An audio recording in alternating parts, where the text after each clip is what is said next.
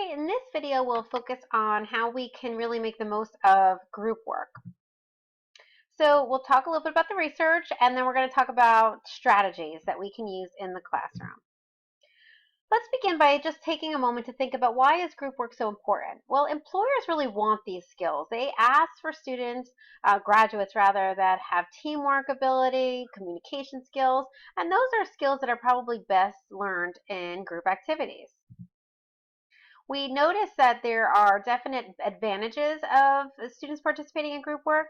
This meta-analysis of 37 different studies showed that students who participated in group work had higher level of achievements, persisted on tasks even longer, and had more positive attitudes. So we know there's a lot of research out there that speaks to the power of working in groups, although it can be a challenge to set up. So what we're going to do is talk about how we can do that. Well, it makes a lot of sense that we would learn best in groups. Vygotsky's sociocultural theory focuses on how we can't really talk about cognitive growth and development without talking about our social cultural components of who we are. So it's really essential that we engage with others. We do this, throughout our lives. We learn when we're working with other people. It's sort of the reason why we have class. If we didn't have any need for class, we could just give really independent study situations out and say, here, go read all this, go come back and show me that you learned it. But that's not the only goal of working to. First of all, you're going to learn the content better. And second of all, you are also going to develop those skills that employers want. Now, we all know there are a lot of problems with group work. It doesn't always go well, and I'm sure you've had your fair share of bad experiences. So what we're going to do is talk about some ways that we can try to minimize those. There's nothing perfect here. The chances are you will continue to run into some issues, but by following these strategies and tips, it should minimize it to some extent. Well, the secret to group work really is that when you ask students to work together, there should be a reason that you're asking them to do that. So if it's a small assignment, not everything needs to be a group assignment. So you want to make sure there's a reason for that interdependence, that need for other group members. In addition, we want to make sure we're holding students accountable so that we don't have that one student who carries the whole group, does all the work, but really allows for everybody to participate. As with all kinds of teaching methods and approaches, we definitely want to make sure that we're choosing a teaching method that works well with the goals that we have determined for our class. So this is back to that learning outcome conversation. Once again, you're going to hear it all semester long. Learning outcomes, learning outcomes. They drive the rest of the course design process. So sometimes people talk about brainstorming that happens in groups, and I just wanted to share with you this study that actually when you get folks together to brainstorm, it doesn't always lead to the best outcome. Sometimes people may not share ideas because they're worried their idea isn't as good as someone else's. There may not be time for everybody to get involved. So there's a different process called the nominal process, and basically what that does is it says work independently before you start working together. So it's kind of building in some think time, and they're asking people to all put it on paper. So you're documenting what your contribution to the group conversation will be before you actually engage in the discussion. And what these researchers found is that that usually leads to better quality and even more creative ideas. There's another twist on that called brain writing, and I really like this process, and it works well in groups. So here's how it works. You basically get a group, say of 4 or 5 students together, and you ask them to, whatever prompt it is that you want to ask. I think the example they use in the article is creative uses of a paperclip. So everyone would then write down on an index card one creative use of a paperclip, or whatever your prompt is. Then what you do is you take your card and you pass it to the right. So you're kind of 4 or 5 people sitting in a circle, and the card gets passed to the right. Now you have a card in front of you that has one idea on it. So you have to write another idea. And it can't be the idea you already wrote on a card previously, and it can't be an idea that you already read on a card previously. So what happens is that those cards get moved around, usually around a full circle, and then at that point, all of the ideas are discussed. what these researchers have found is when you use this approach, you end up getting many more creative ideas, because when you have that index card in front of you, you start to think, oh, maybe this will be a good idea as well. So it kind of serves as a trigger and an idea generator. Now, one of the trickiest situations really when you're talking about groups is, how do you form them? Do you let students choose their own groups? Do you decide? How does that work? Well, really, the research kind of points to assigning groups. And here's why. If you let students choose their own group, they tend to find other students who are very much like them. And that doesn't necessarily promote critical thinking. We're more likely to engage in critical thinking when we're in a group with people who are different from us and have different perspectives. In addition, one of the biggest concerns I have really is that if you let students self-select, oftentimes low ability students and students of minority status may be negatively impacted by that self-selection process. The high performing students, they're probably going to be okay. High ability, hooking up with other high ability students, they might be fine. But when you're thinking about your class as a whole, that's kind of problematic. So I usually suggest assigning groups. As I said before, you want to optimize that creativity. When you have people with different perspectives and ideas, it's much more likely for that to happen. So by having diverse groups and by encouraging people to be in groups with others who are different from them, much more likely to have creativity and critical thinking going on. Now, groups can get kind of comfortable in nature, so it is sometimes a good idea to switch groups after a while, so you don't have to keep the same groups all semester long. You may want to, give students an opportunity to be in a new group. And that can be particularly helpful if perhaps things aren't going so well in a group. It kind of gives a fresh start. But also when things are going really well, they might be going really well, but not everyone's quite contributing as much, and you kind of take for granted that the leaders of the group are going to kind of carry you a little bit further. So I always think it's a good idea to switch them up after a while. So let's talk about some strategies we can use to try to equalize the workload, to make sure that there's not one student doing all the work or one student who's not doing any of the work. Well, first of all, you can engage students in training and talking to them about how they can establish some rules for the group and some roles for the group, depending on what the nature of the project is. I like to use what I call the 5R approach. And basically what that means is if you show this to students, the first thing they want to do is establish rapport. And that's an important part of the process, is to spend a little time getting to know your group members. After you do that, then you want to develop the rules. So if things are going to be due on a certain day, what is our expectation that people are going to be at meetings, are going to be participating in an online forum, whatever it might be, and what is expected of every member. Next, you might want to establish roles. So who might be the person that becomes the facilitator of the conversation? There might be someone else who's going to be the submitter of the assignment. You want to make sure everyone's clear about who's doing what. It's not really a divide and conquer kind of situation, though, that you should all go off on your own and do, like, I'm going to do this small piece of it, because in order for it to be effective, you need that interdependence and working together. After you've done that, then you want to get ready to work. It's time to roll up your sleeves and make sure you're ready to roll and get the work done. And then you need to remember to evaluate. Too often, students and really lots of folks working in groups forget to that pause, reflect time. So it's really essential that you want to build that into the process as well. Here are some examples of group roles that might work for a presentation, but again, you want to decide what they are. I do like the group role of questioner, and in most situations that can be a powerful role, because students often don't want to challenge another student. It's uncomfortable, but if their role is to challenge the other student, it feels a little bit easier to do. And we want to try to avoid what's called groupthink.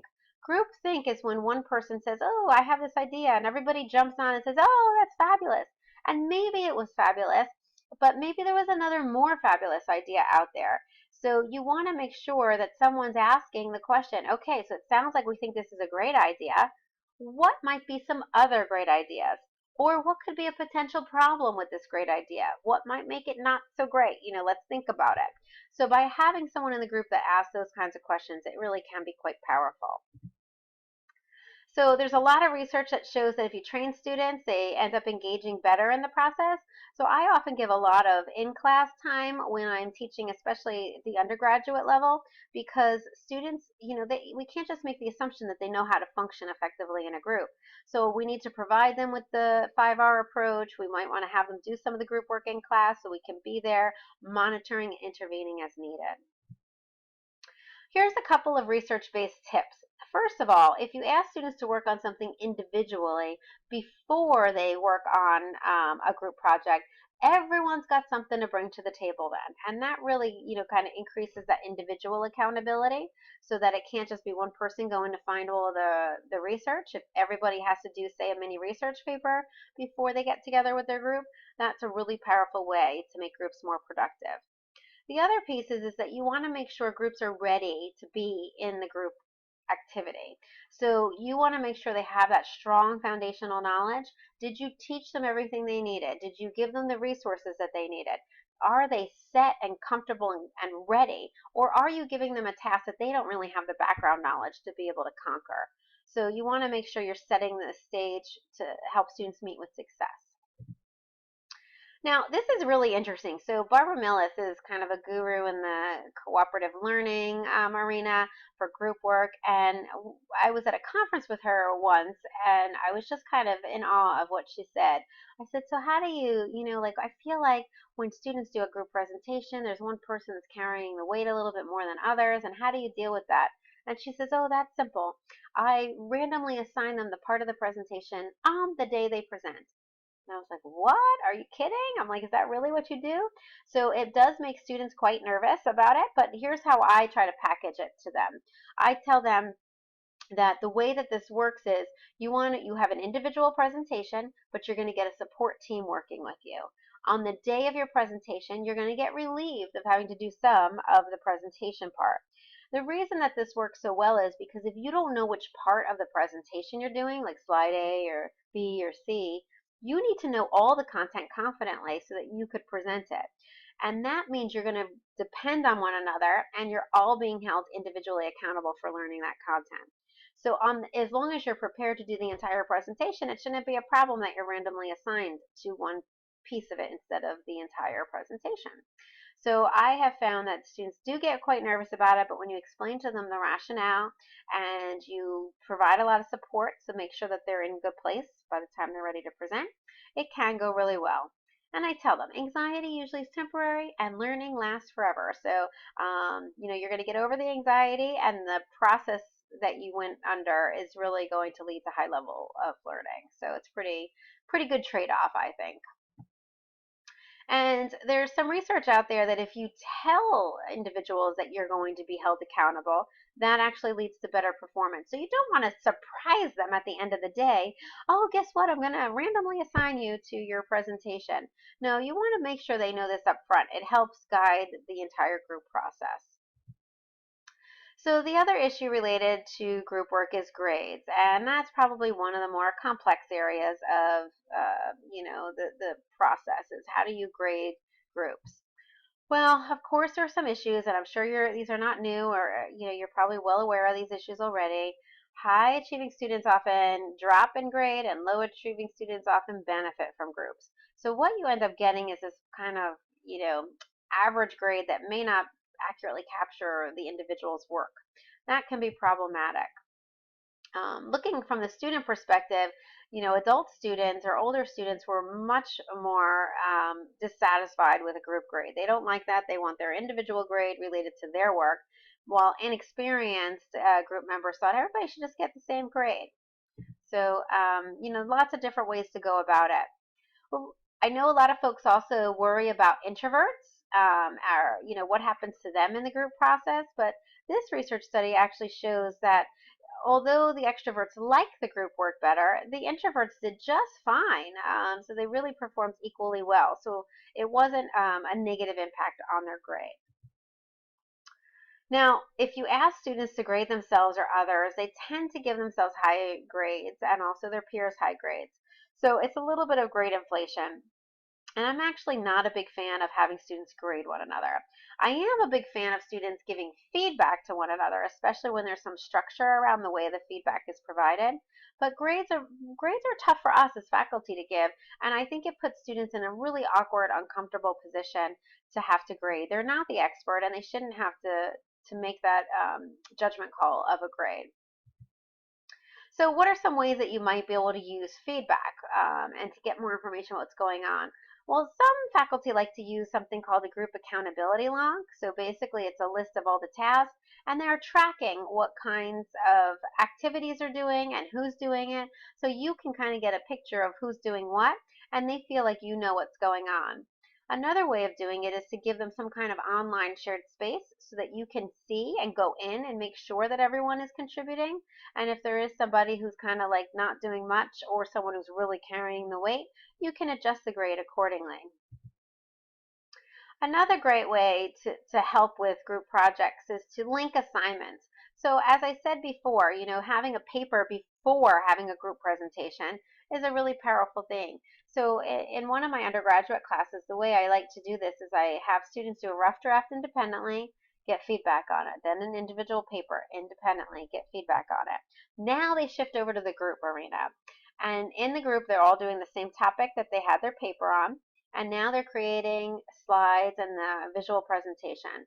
Everyone has to do that independently, but then they work together to create the best PowerPoint. So they look over here and say, oh, I really like the way you package that.